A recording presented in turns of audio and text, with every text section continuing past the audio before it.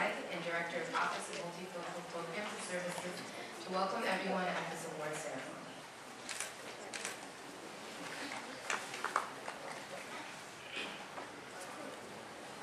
Thank you, Rosie. Good evening. Welcome to the 2011 Delores P. Aldridge Excellence Awards ceremony. It's wonderful to see you, and wow, what a great looking crowd you are. We love this program as it enables us to come together as a community to celebrate and to show appreciation for each other. Thank you for coming today and demonstrating your support to these outstanding student leaders and faculty mentors that volunteer their service to our diverse community. It is through the Delores P. Aldridge Excellence Awards that we hear about the diverse achievements and service in our communities that tell the story of who we are and what we stand for. Later, our presenters will introduce the award categories, the nominees, and the winners. But first, I want to acknowledge some special people in the room. The hardworking, ever-present OMPS staff who have so caringly worked with students and cultural groups to enrich, improve, and support diversity across the academic, social, and political life at Emory. James Francois, Sarah Techley, and Patricia Taylor. Please stand.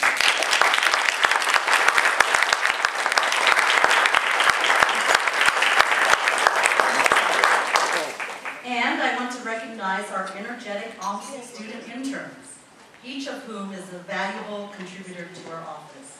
Please stand. Interns?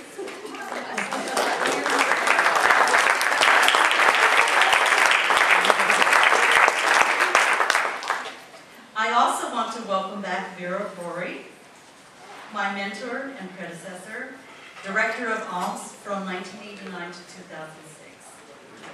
Welcome, please stand.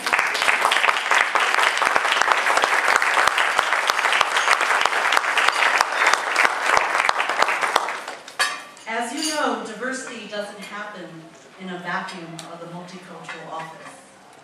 It happens all across campus.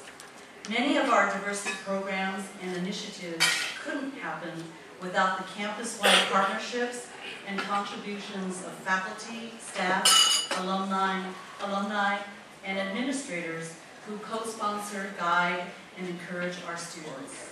At this time, I ask those staff, faculty, alumni, and administrators to please stand and be recognized.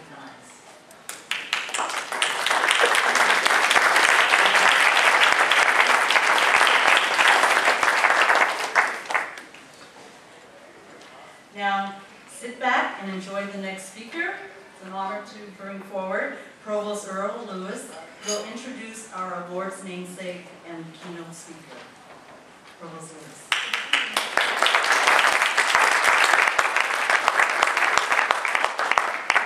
Thank you, Donna. It's always a pleasure to come and attend this event. It not only signals a particular moment in the life of the university and its academic calendar, but it also represents an opportunity to indeed celebrate students and others who are engaged in changing and transforming and making a difference in the university.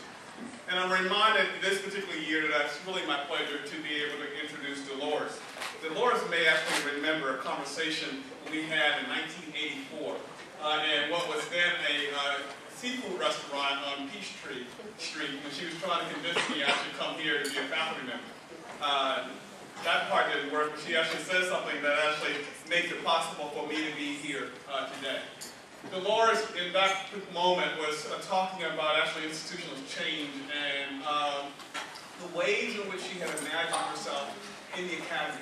When she came out of graduate school at Purdue and found herself back here in her native South, working to not only talk about and write about the lives of African descendant people, but actually get the institution to recognize that it too should hold a place and honor that perspective by institutionalize a program and a department in a way that would say that a body of knowledge has been accumulated, will be accumulated, and that knowledge in and of itself will be a way to transform the base of what we understand the academy to be about. If anything, research universities are about new knowledge and the ability to sort of codify that knowledge in a way that then asks new questions, produces new ways of understanding. And Delores that evening was telling me about both the challenges, the opportunities, and the successes that she had encountered in that first sort of decade or so of trying to make Emory understand that the work that she was about was not only about her own individual work, and not even about the work of an institution, but the way it really was about the work of the academy itself, writ large, about how we could imagine then what it means to be a member of a university community. A university is not defined by what precedes it, be it Emory University or any other university, but a university community. And so, in these almost now 30 years later from that conversation, and I stand here to say, Delores, thank you.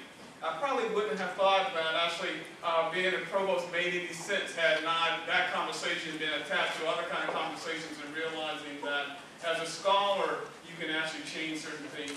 But as a scholar committed to transforming a university, you actually can perhaps leave a legacy that allows you to make a difference. And so, where it says an Emory legend, I think those of us who have known Delores for a quarter of a century or more will say it's not just an Emory legend, but a legend in the field of Black studies, and one is an individual who has made a difference both locally, nationally, and internationally.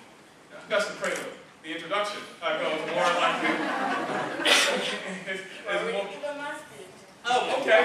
I mean, it is indeed a pleasure. Delores Aldridge, who I noted, graduate of PhD from Purdue University, is the Grace Towns Hamilton Professor of Sociology and African American Studies.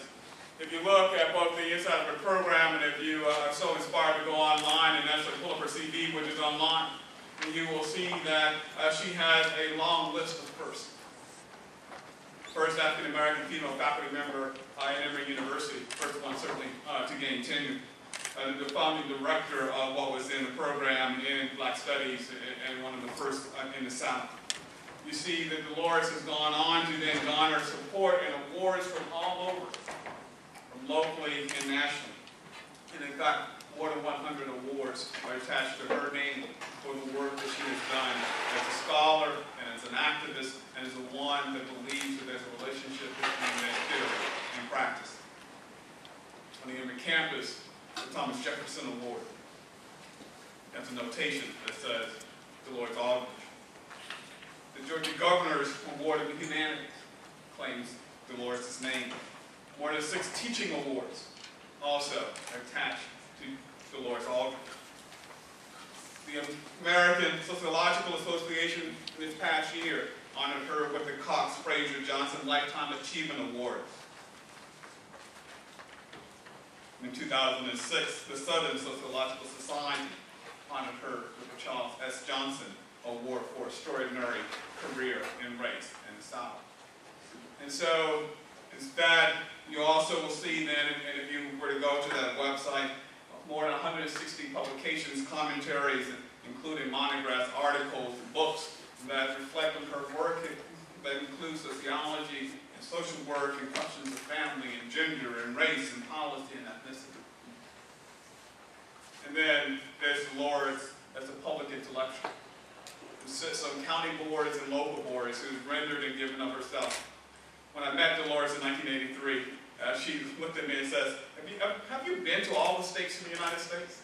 And I said, no. And she had just concluded a stint working for the U.S. Forest Service, and in part of that duty working in government service, it took all over the United States. And so one talks about being then internationally and nationally known. There are different ways of doing it. Delores did it the hard way, all 50 states. And so as I stand here today, I say it is indeed a pleasure to have then this particular award ceremony that is born in the name of Delores P. Aldridge to present Delores Aldridge. Delores.